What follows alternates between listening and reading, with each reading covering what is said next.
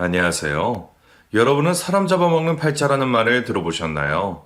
저는 결혼을 하기 전부터 시어머니로부터 그런 소리를 들었고, 결혼을 하고 같이 사는 내내 저는 시어머니에게 그런 소리를 계속해서 들어야 했어요.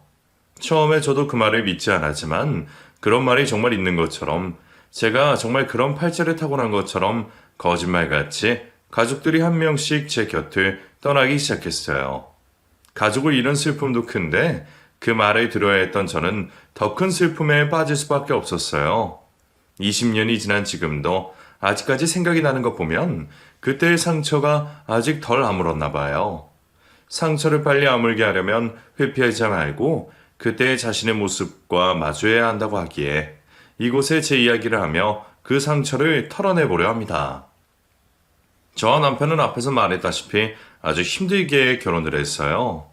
저는 부모님을 일찍 여의고 형제, 자매도 없이 저 혼자였기에 양친이 다 살아계시는 집보다는 결혼을 하기가 힘들 것이라고는 늘 생각하며 살았었어요. 다행히 남편의 집에서도 처음에는 그런 걸로 반대하시지 않았어요. 부모님을 일찍 여의게 되는 것이 저의 잘못은 아니라며 그동안 혼자 자란 저를 안타깝게 바라보셨어요. 하지만 결혼을 하기 위해 좋은 날짜를 잡겠다며 제 생일과 태어난 시를 받아가신 그 뒤로 반대가 심하셨어요. 남편이 반대하는 이유가 뭐냐고 물어봐도 무조건 안 된다고 말씀을 하시니 남편도 답답하고 저도 답답한 상황이었어요. 남편이 아무리 설득을 해도 시어머니의 반대는 갈수록 더 심해지셨고 식음을 전폐하고 자리에 눕기까지 하셨어요.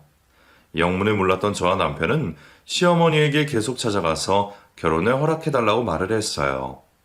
저희의 계속되는 설득에 시어머니는 자리에서 벌떡 일어나시고는 왜 자신을 나쁜 사람으로 만드냐며 결혼을 반대하는 이유를 말씀하셨어요. 그 이유는 제가 사람을 잡아먹는 팔자라나요? 정말 그런 팔자가 있는지도 모르겠지만 요즘 세상에 아직까지도 그런 말을 믿는 사람이 있다는 것에 어이가 없었어요.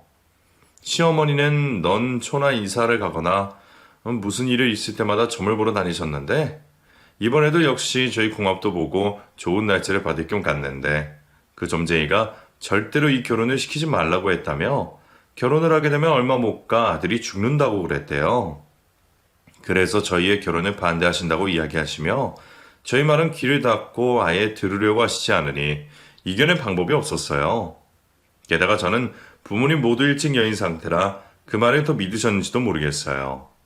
시어머니는 남편에게도 당장 헤어지라고 말을 하고 저에게도 헤어지라며 강요하셨어요.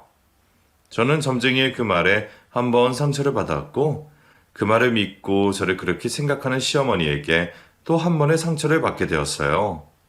너무 완강하게 반대하시는 시어머니 때문에 남편은 결국 하면 안 되는 일을 저지르고 말았어요. 다량의 수면제를 먹은 것이죠. 저는 연락을 받고 벌렁거리는 심장을 부여잡고 병원으로 달려갔고 시부모님과 마주치게 되었어요.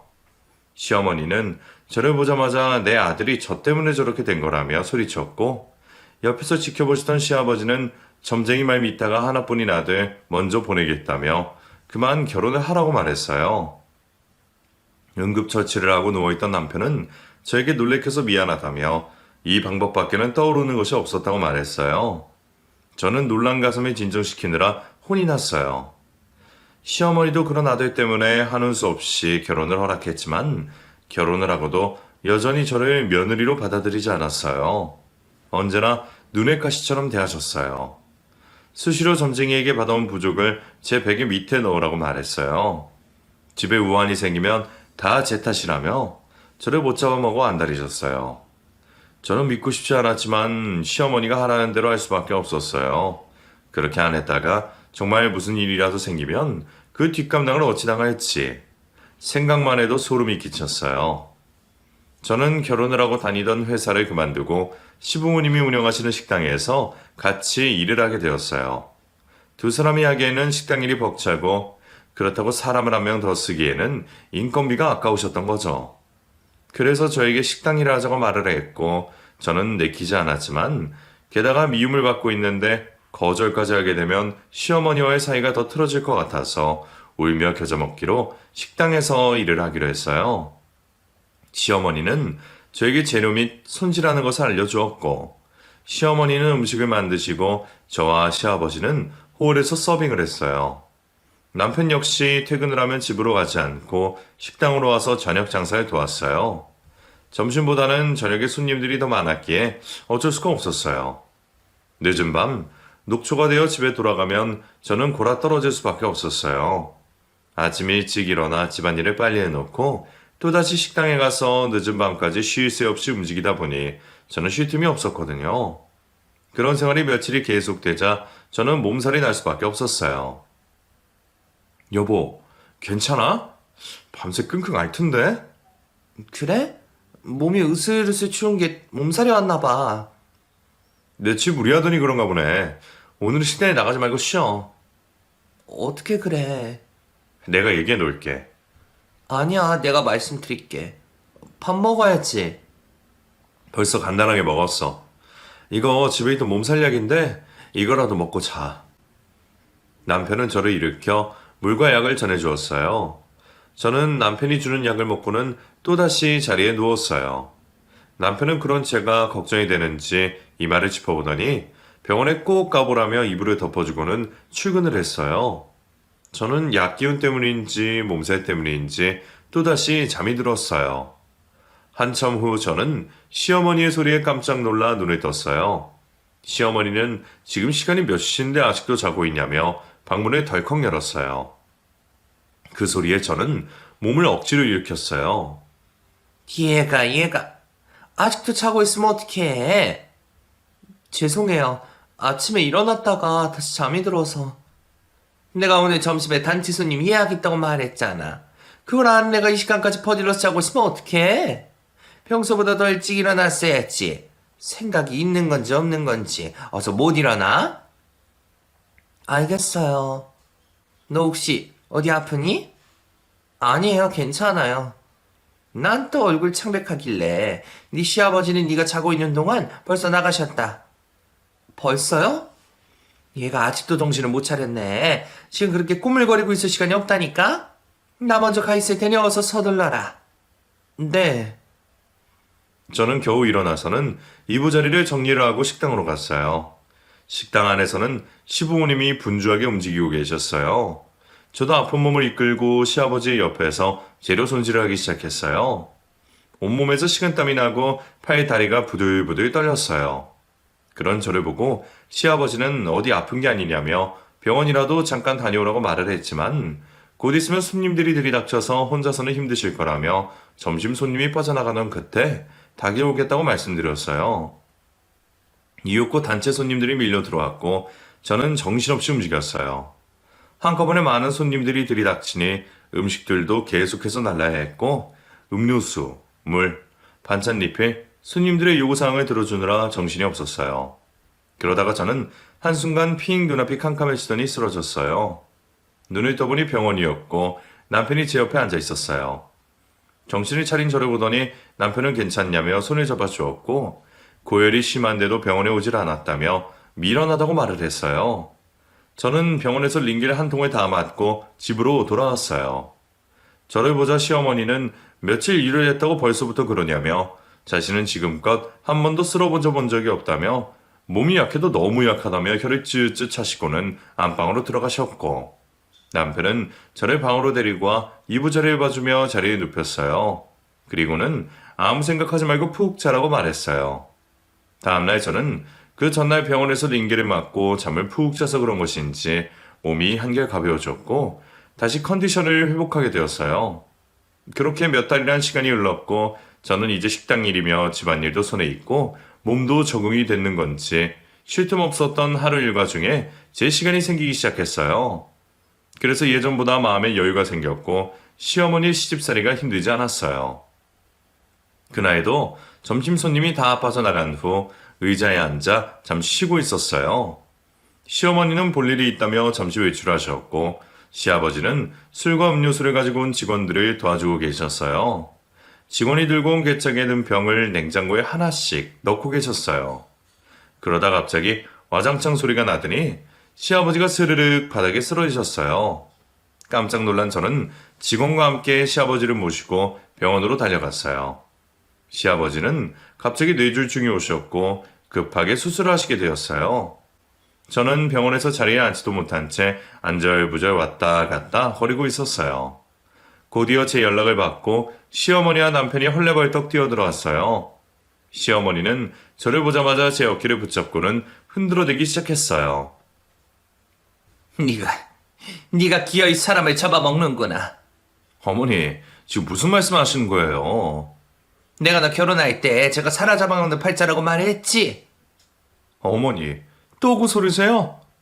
너 지금 이걸 보고도 이런 소리를 하는 거냐? 멀쩡하던 네 아버지가 저렇게 됐는데도? 아버지가 쓰러지신 게 저 사람 때문이 아니잖아요. 아니긴 뭐가 아니야. 어떻게 멀쩡하게 있던 사람이 하루아침에 저렇게 돼. 네 아버지 잘못되면 나 절대로 가만히 못 있는다. 어머니, 제발 억지 좀 그만 부리세요. 너까지 엄마 말을 무시하는 거냐? 지금까지 그 점쟁이 말 들어서 손해본 적이 있었어? 다 하라는 대로 해서 그동안 집에 우환이 없었던 거잖아. 그건 우리가 잘해서 그런 거죠. 너는 아직 어려서 몰라. 시어머니와 대화를 하던 남편은 답답한지 시어머니에게 붙잡혀 있는 저를 데리고서는 그 자리에서 벗어났어요. 제 뒤로는 시어머니가 사람 잡아먹는 년이라며 고래고래 고함을 질러댔고, 병원 밖으로 저를 데리고 온 남편은 시어머니가 하시는 말은 한 귀로 듣고 한 귀로 흘려버리라며 자신의 어머니이지만 왜 저러시는지 모르겠다고 저를 안아주셨어요. 저는 너무 순식간에 일어난 일이라 어안이 벙벙했고 아무 생각조차 나지 않았어요. 두 눈에 쌍심지를 켜고 저를 잡아먹을 듯이 노려보는 시어머니의 눈빛밖에 생각이 나질 않았어요. 어느 정도 시간이 지나고 남편과 저는 다시 병원으로 들어갔어요. 시아버지의 수술은 다행히 무사히 잘 끝났어요. 저를 포함한 가족들은 놀란 가슴을 쓸어내렸어요. 시아버지가 병원에 계시는 동안 여자 둘이서 식당을 운영하기가 벅찼던 시어머니는 시아버지가 퇴원을 해도 몸이 예전같이 못할 거라며 남편에게 회사를 그만두고 식당을 하는 것이 어떠겠냐며 장사가 잘 되는 식당이라 못 벌어도 월급보다는 훨씬 많이 번다며 자신들이 나중에 죽고 나면 자식이 여럿 있는 것도 아니고 어차피 네가 가져갈 거 지금부터라도 같이 해보자며 설득하셨어요. 며칠 고민을 하던 신랑도 월급쟁이보다는 식당을 운영하는 것이 더 낫겠다는 판단을 했고 회사를 그만두고 온 가족이 식당에서 일을 하게 되었어요. 저는 식당 일에 집안 일에 거기다가 몸이 불편하신 시아버지까지 케어하느라 더 바쁜 나날을 보내게 되었어요. 제가 그렇게 열심히 해도 시어머니는 제가 눈에 들어오지 않았고 늘 사사건건 삐딱하게 받아들이고 구박을 했어요. 시아버지가 쓰러지시고 난 후에 그것이 더 심해지신 것 같았어요. 게다가 시아버지가 퇴원을 하고 몇 달이 지난 뒤부터 화도 많이 내시고 그러다가 물건도 던지기 시작했고 치매 증상을 보이기 시작했어요. 남편과 같이 있을 때에는 남편이 그런 시아버지를 힘으로 제압할 수 있었지만 저 혼자 있을 때도 종종 그랬기에 너무 무섭고 힘이 들었어요. 도저히 안 되겠다 싶었던 남편은 시아버지를 요양원에 모시기로 했어요. 시아버지가 요양원에 계시는 동안 식당은 직원을 여럿 둘 정도로 장사가 더 잘 되었고 저는 바쁜 가족들을 대신해서 시아버지가 계시는 요양원에 수시로 찾아가 말동무가 되어드렸어요. 시아버지는 그런 저를 볼 때마다 늘 미안한 마음이 드셨는지 눈물을 흘리셨어요. 집에 계실 때보다 더 몸도 야위어 보이고 얼굴도 어두워 보였어요. 하지만 집에서는 케어할 사람이 없어서 다시 집으로 모셔갈 수도 없는 노릇이었어요. 저는 그런 시아버지에게 더 자주 가고 더 챙겨드려야겠다고 생각을 했어요. 그러던 중 저는 임신을 하게 되었고 가족들은 무척 좋아하셨어요. 남편은 두말할 것 없이 깊어서 흥분한 마음을 쉽게 가라앉히지 못했고 시어머니는 저는 눈의 가시처럼 여기시더니 또 임신을 하게 되었다니 좋으신지 아들을 닮은 손주가 얼마나 예쁘겠냐며 빨리 손주가 태어났으면 좋겠다고 말했어요. 시아버지는 제 임신 소식을 듣고 제가 요양원에 갈 때마다 몰래 감춰뒀던 과자도 꺼내주시고 음료수도 꺼내주셨어요. 저는 어느 순간 요양원에 있는 시간이 더 좋아지게 되었어요. 그곳에 있으면 시어머니의 구박도 안 들어서 좋고 시아버지의 따뜻한 마음이 느껴져서 제 마음 또한 편안해졌거든요. 10달이 지나고 드디어 저는 아기를 낳았어요. 남편의 수억 배 닮은 첫 손주를 안게 된 시어머니는 눈에서 꿀이 뚝뚝 떨어졌어요. 손주가 자기 자식인 것 마냥 끼고 사셨어요.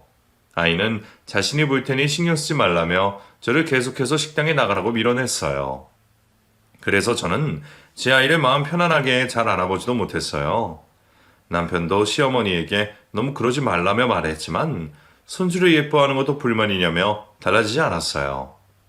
아기 때부터 시어머니가 끼고 살아서 그런 건지 4살이 된 아들은 저보다는 시어머니를 더 따랐고 시어머니가 눈에 보이지 않으면 울기 시작했어요. 밥을 먹어도 간식을 먹어도 시어머니 옆에 딱 달라붙어서 저의 말은 듣지도 않았어요. 혼을 내는 엄마보다는 자신이 해달라는 대로 다 해주는 할머니가 더 좋았겠죠. 시어머니가 너무 오냐오냐 하고 싶은 대로 해주다 보니 아들은 편식이 심했고 버릇이 없었어요. 그래서 저는 항상 그것이 고민이었어요. 나 안 먹어. 고기 줘. 고기 없어. 오늘은 여기 있는 걸로 다 먹어야 해? 싫어. 고기. 없다니까? 야채도 골고루 먹어야지. 콩나물도 있고 시금치도 있고 이런 것들이 얼마나 맛있는데 안 먹어. 맛없어. 할머니 오늘은 안 계셔. 할머니 데리고 와. 얘가? 자꾸 이러면 엄마한테 혼난다? 싫어.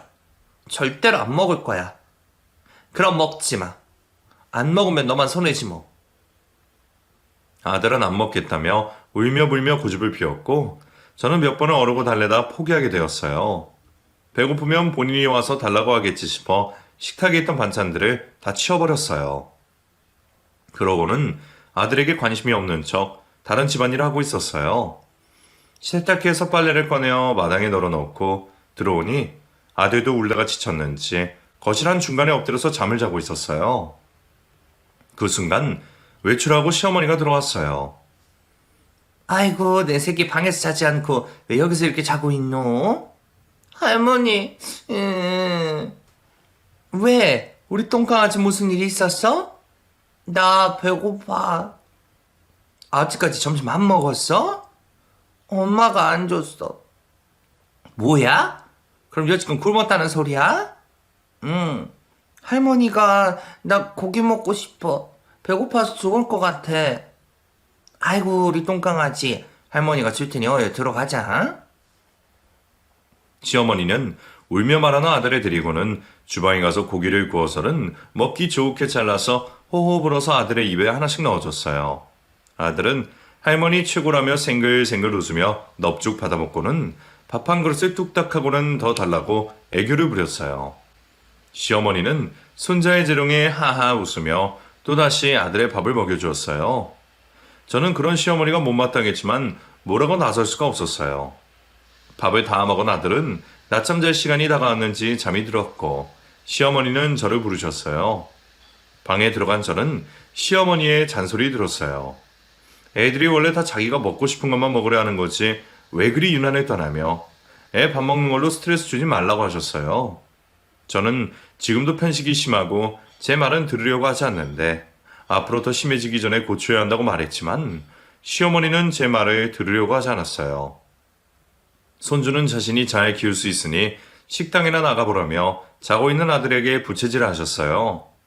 저는 말을 해봤자 씨알도 안 먹힌다는 것을 알기에 집을 나와 식당으로 갔어요. 식당에 간 저는 남편에게 오늘 있었던 일을 이야기하며 시어머니에게 다시 한번 이야기를 해보라고 그랬지만 남편은 몇 년 동안 이야기해도 그대로인 시어머니에게 더 이상 이야기해봤자 서로 사이만 틀어지니 당분간은 시어머니가 하자는 대로 하자고 말했어요. 저는 너무 답답했지만 남편에게 계속 하소연을 할 수도 없었어요. 그로부터 몇 달 뒤 저에게 너무나 큰 사건이 일어났어요. 이른 새벽에 저에게 혼자 다녀올 테니 조금 더 자라고 말하고 새벽 시장에 나갔던 남편이 그만 교통사고로 세상을 뜨게 되었어요. 저는 이 상황이 너무 꿈만 같았어요. 평소와 다름없이 일어나 아침을 먹고 식당에 나가 오픈할 준비하고 있었는데 갑자기 이런 일이 생기다니 저는 믿을 수가 없었어요. 제 연락을 받고 온 시어머니 역시 정신이 반쯤 나간 상태로 빈소로 들어오더니 남편의 영정사진을 보더니 바닥에 주저앉고는 대성통곡을 했어요. 그러다 갑자기 벌떡 일어나더니 저에게 달려들며 멱살을 잡으며 엄한 말하기 시작했어요. 그 모습은 시아버지가 쓰러지시고 병원에 있을 때 저에게 했던 그 모습이었어요. 내 아들 살려내. 내 아들 살려내라고. 이게 다 네 탓이야. 내 남편 저렇게 만들어 놓은 것도 모자라서 이제는 내 아들까지 귀신으로 만들어? 그게 무슨 말씀이세요? 가만히 잘했던 내 아들이 갑자기 왜 죽어? 이게 다 너 때문이야. 내가 그 점쟁이 말을 들었어야 했는데. 어머니까지 이러지 마세요. 저도 지금 너무 힘들어요. 당연히 힘들어해야지. 사람 잡아먹은 년이 변하면 되겠어? 그 말씀도 좀 그만하세요. 내가 틀린 말 했냐? 사람마다 다 팔자란 게 있는 건데 내가 끝까지 너를 이 집에 들여서는 안 되는 거였는데 내가 미친년이지. 내가 저런 걸 집에 들여서는 다 죽게 생겼네. 아이고 불쌍한 내 아들 어찌할꼬. 아이고. 저는 게다가 남편의 이런 슬픔에 정신을 못 차리겠는데 시어머니까지 저러니 더 힘이 들었어요. 주위에서는 그런 시어머니를 말리시고 저와 시어머니를 진정시켰어요. 장례를 치르는 3일 동안 시어머니는 눈만 마주치면 저에게 사람 잡아먹는 년이라고 으르렁거리며 달려들었고 저는 그럴 때마다 눈물이 왈칵 쏟아지고 온몸에 힘이 빠졌어요. 남편을 보내고 집에 돌아온 저에게 시어머니는 가방 하나를 던져주며 이 집에서 당장 나가라고 말했어요. 시어머니는 더 이상 내 가족을 잃고 싶지 않다며 너 같은 거는 애꿎은 다른 사람 죽이지 말고 어디 동굴 같은 데 가서 혼자 살아라며 악담을 퍼부었어요. 저는 혼자서는 못 나간다며 아들을 데려가라고 했지만 시어머니는 하나뿐인 내 손주까지 죽일 셈이냐며 아들을 빼앗았어요. 시어머니는 힘으로 저를 밀쳐냈고 저는 결국 대문 밖으로 쫓겨났어요. 저는 계속해서 대문을 두드렸지만 안에서는 아무런 기척도 나지 않았어요. 밤이 어둑어둑해질 때까지 대문 앞에서 쪼그리고 앉아있던 저는 다행히 식당 열쇠를 가지고 있었던지라 식당으로 갔어요. 저는 불도 켜지 않은 채 멍하니 앉아있었어요. 그러다가 깜빡 잠이 들었고 꿈속에서 남편을 만났어요.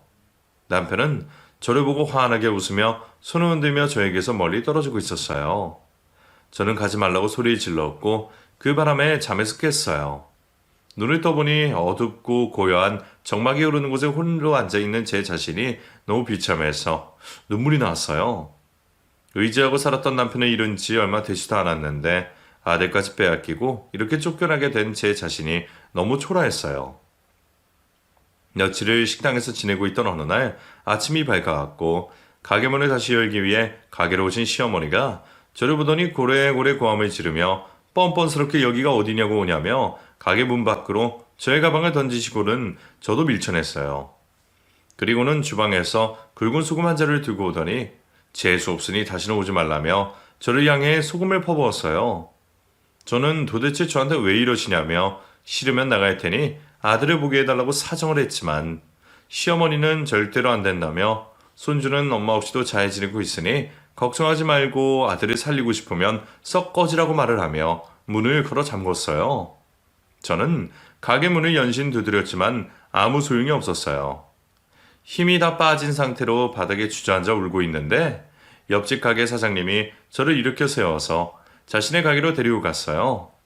그리고는 물을 한 잔 주며 저를 진정시켰어요.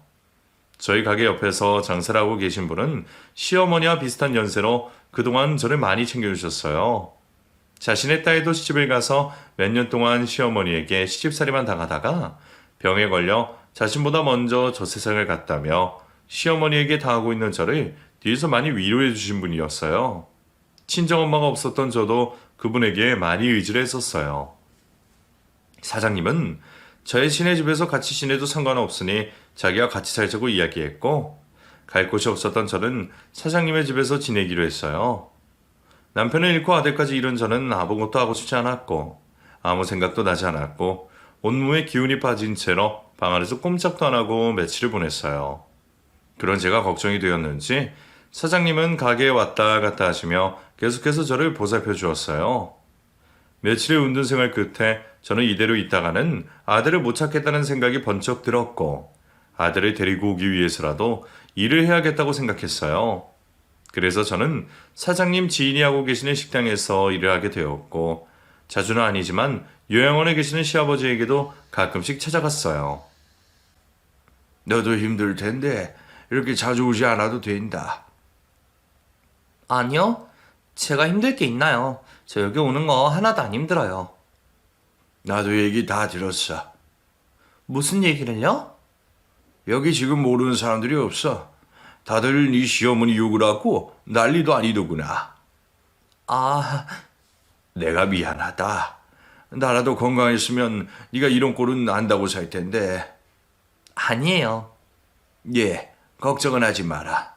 네 시어머니, 너한테는 그렇게도 손주는 끔찍하게 생각하지 않니? 네. 네 시어머니는 나중에 꼭 벌을 받을 거야. 내가 꼭 그렇게 할 테니 그때까지만 힘들더라도 힘을 내고. 난 언제나 네 편이야. 감사해요. 시아버지는 제가 집에서 쫓겨난 줄도 모르고 계셨다가 주위에서 다른 사람들이 하는 말을 우연히 듣다가 알게 되셨어요. 시아버지는 제게 너무 미안하다며 우셨어요. 저 역시 시아버지에게 위로를 받는 것 같아 눈물이 나왔어요. 그렇게 몇 달이 지나고 식당에 하루 쉬는 날, 저는 요양원으로 갔다가 시아버지의 부고 소식을 듣게 되었어요. 저는 깜짝 놀라 장례식장으로 달려갔고 그곳에서 상주복을 입고 있는 시어머니를 보게 되었어요. 시어머니는 저를 보더니 깜짝 놀라하며 여기에 네가 왜 오냐며 저를 밀어냈어요.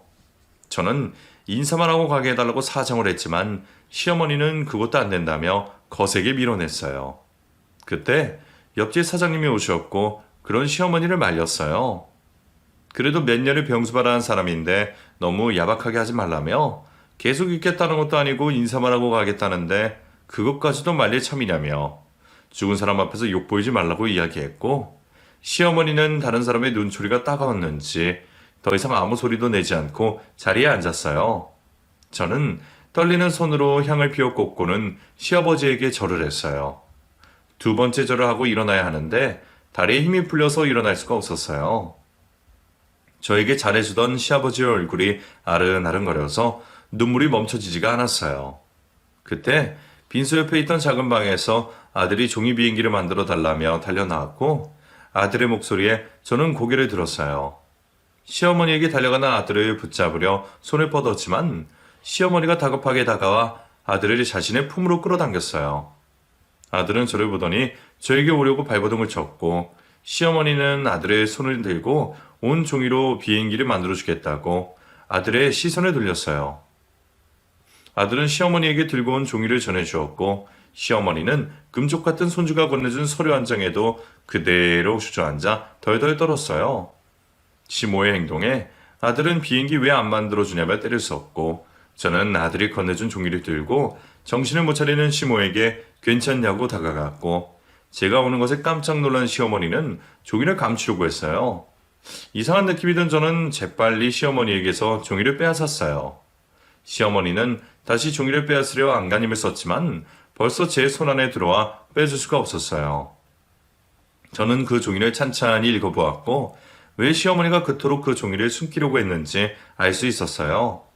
그 종이는 시아버지께서 요양원에 계실 때 쓰신 유언장이었고 그 유언장에는 결혼 후 몇 년 동안 시어머니의 구박에도 남편과 아들을 잃고도 자신을 끝까지 돌봐준 저에게 전 재산을 남긴다는 내용이었어요.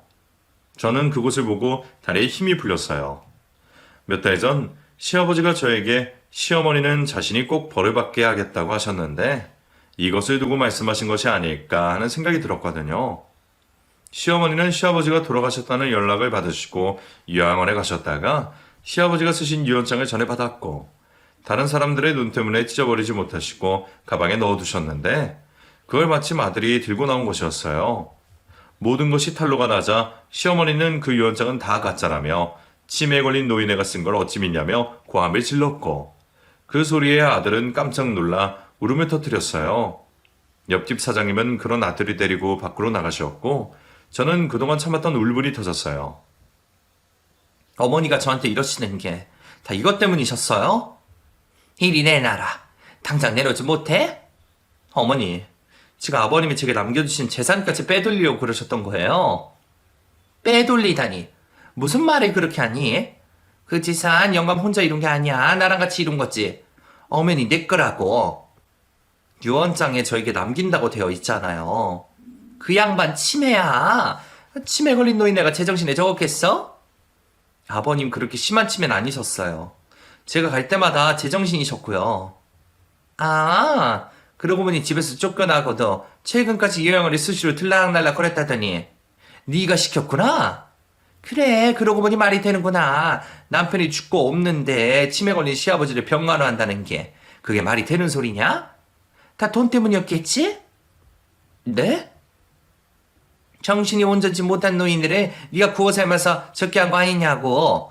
그렇지 않고서 한평생 같이 산 나를 두고 손주를 두고 피 한 방울 안 섞인 며느리인 너한테 다 준다고 말할 리가 없지. 무슨 밖에 나오질 않네요. 아버님이 요양원에 계시는 동안 몇 번에 다녀가셨다고 어머님이 저한테 그렇게 말씀하세요? 네가 거기서 살았던 말던 그건 네가 상관할 바가 아니고. 그래서 결국엔 내 재산 다 가져가겠다? 네. 이왕 이렇게 된 거 저는 그래야겠어요. 빼앗긴 제 아들도. 아니, 온 집안 사람을 다 죽게 만든 년이. 그것도 모자라 내 평생 일거든 재산까지 다 가져가겠다니 뭐 이런 잡년이 다 있어? 내가 그렇게 되게 둘 것 같아? 어머니, 사람 잡아먹는다는 그 말도 지겹지 않으세요?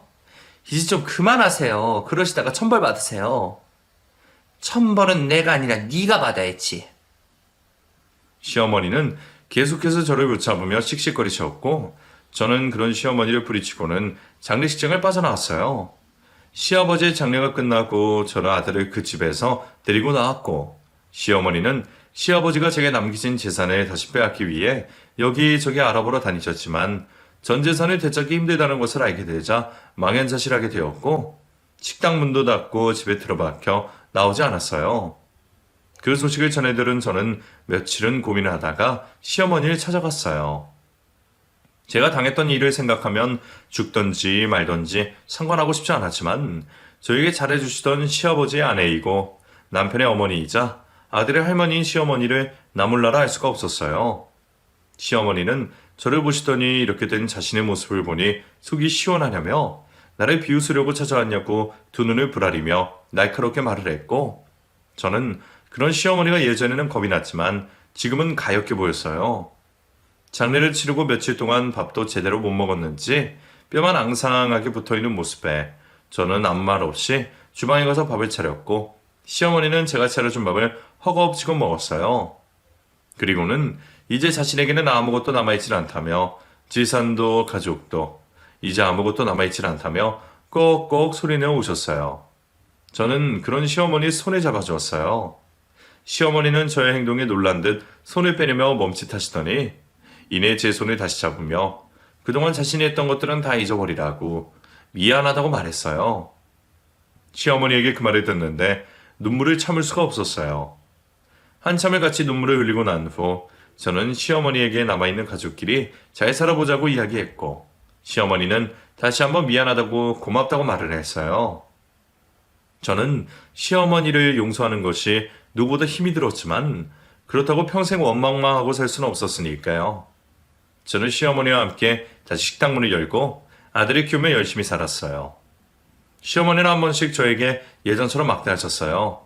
사람 성향이 쉽게 바뀌지 않기에 저는 그럴 때마다 웃었어요. 그러면 시어머니도 실수를 하신 것을 아시는지 멋쩍어하시고는 조심하려고 노력을 하셨어요. 그렇게 서로에게 맞춰가며 1년이란 시간을 보내고 있는데 자고 일어나신 시어머니가 저를 다급하게 불렀어요. 얘야, 어디 있니? 어머니, 왜 그러세요? 앞이 뿌옇고 아무것도 보이질 않아. 네? 그게 무슨 말씀이세요? 아무것도 보이지 않는다고, 아무것도. 진정하시고 눈을 감았다가 천천히 떠보세요. 그래도 아무것도 안 보여요? 그래, 아무것도 보이지 않아. 이게 어찌 된 거냐? 시어머니는 갑자기 앞이 보이지 않는다고 울먹이셨고 저는 부랴부랴 시어머니를 모시고 병원으로 갔어요. 시어머니는 평소에 당뇨가 있으셨는데 합병증이 와서 그렇다며 수술을 해야 한다고 말했어요. 다른 것도 아니고 잘 보였던 앞이 보이지 않으니 시어머니는 너무나 불안해하셨고 저는 그런 시어머니 곁을 지켰어요. 양쪽 눈을 동시에 수술할 수 없었기에 한쪽 눈을 먼저 하고 경과를 지켜보고 반대쪽 눈을 수술하기로 했어요. 다행히 수술은 잘 되었고 시어머니는 희미하게나마 앞을 보실 수 있게 되었어요. 얼마나 다행인지 정말 앞을 못 보시면 어쩌나 많은 걱정을 했었거든요. 저보다는 시어머니는 잠을 제대로 못 주무실 만큼 걱정을 하셨어요. 수술도 무사히 끝났고 그 이후로도 다른 합병증이 생기지 않도록 먹는 것부터 관리를 열심히 잘했지만 결국 시어머니는 또 다른 합병증으로 오랜 병원 생활을 하시다가 결국 돌아가셨어요. 저는 결혼을 하고 시어머니와 서로 위해주며 산지 얼마 되지 않아 또다시 가족을 잃게 되는 슬픔을 겪게 되었어요. 저는 시아버지의 장례식장에서 시어머니에게 천벌을 받게 될 거라며 말을 한 것을 후회했어요. 제가 그 말을 해서 시어머니가 정말 천벌을 받아 돌아가시게 된 것 같아 마음이 힘이 들었어요. 그리고 제가 결혼을 한 후 몇 년 동안 계속해서 가족상을 치르게 되자 이제는 동네 사람들조차 저를 사람 잡아먹는 팔자라고 수군거리기 시작했고 저 역시 그런 말을 많이 들었던 터라 이제는 정말 제 팔자가 이래서 다들 죽게 된 것은 아닌지 하는 의심이 들기 시작했어요. 그래서 다른 사람들과 마주치는 것이 너무나 힘들었던 저는 한동안 집에만 갇혀 지내다가 제 앞에서 잠들어 있는 아들을 생각하니 제 사정을 다 알고 있는 여기에서는 더 이상 살 수 없다고 생각했어요. 그리고 가게와 집을 내놓고 아무도 모르는 곳으로 이사를 했어요. 아는 사람이 없다는 것에 처음에는 힘이 들었지만 적응이 되다 보니 조금씩 살만해졌어요. 그리고 배운 게 도둑질이라고 아들을 어린이집에 보내고는 작은 식당을 차렸어요. 처음 몇 달은 손님이 별로 없었는데 어느 정도 지나니 단골 손님도 늘어나게 되었고 아들과 둘이 살 만큼은 벌게 되었어요. 저는 아들이 아빠의 빈자리를 느끼지 못할 만큼 최대한 사랑을 주며 키웠고 아들 역시 제 마음을 아는지 엇나가지 않고 잘 자라주었어요. 저에게 의지하던 작고 조그마한 아이가 벌써 어른이 되어서 회사를 다니며 주말마다 저를 돕겠다며 팔을 걷어붙이는 것을 보고 있으면 대견스러워요. 이제 저는 아들이 사랑하는 여자를 만나서 행복하게 잘 살기만을 바랄 뿐이에요. 이제는 제법 아침, 저녁으로 쌀쌀하길래 가을이 오나 싶었는데 또다시 여름이 온 것처럼 날씨가 더워졌네요. 오락가락하는 날씨에 감기 조심하시고 언제나 행복한 일들만 일어나길 바랄게요. 저의 이야기를 들어주셔서 감사합니다.